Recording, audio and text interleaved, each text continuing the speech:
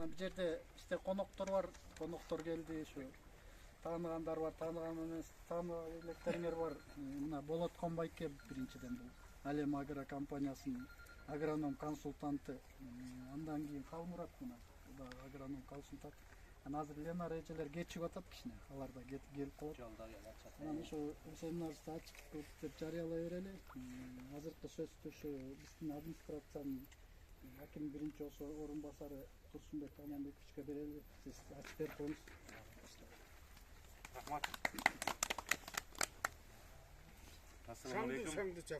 Саламатсыздарбы?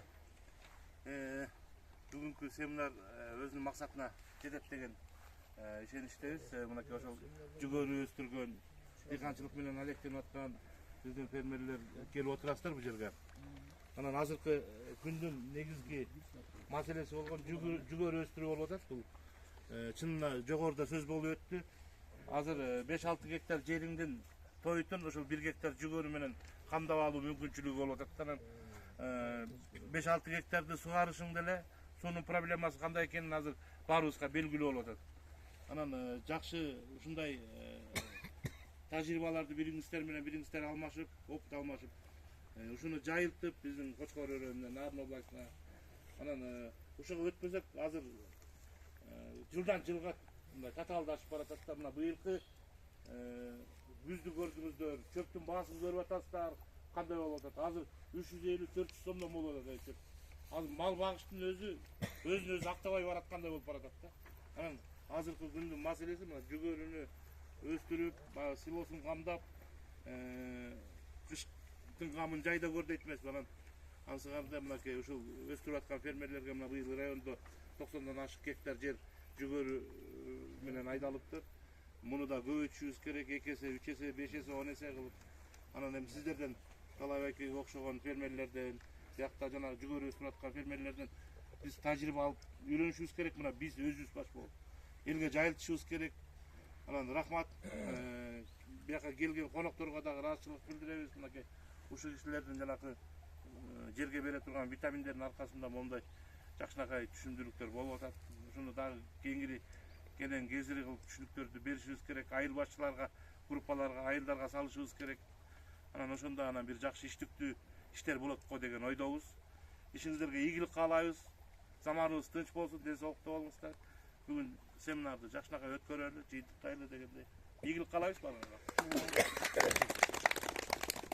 Азыркы сөздү райондук агрардык өнүктүрүү башкармалыгынын башчысы Нурлан Замирбековичке берели. Саламатсыздар, урматтуу фермерлер, дыйкандар.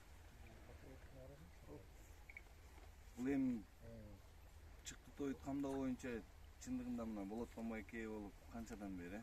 17-жылдан бери Нуркалиевичтердин эмгеги канча жылдан бери башы 1 гектар, 2 гектардан башталган, бүгүнкү күндө 93 гектарга жетип атабыз.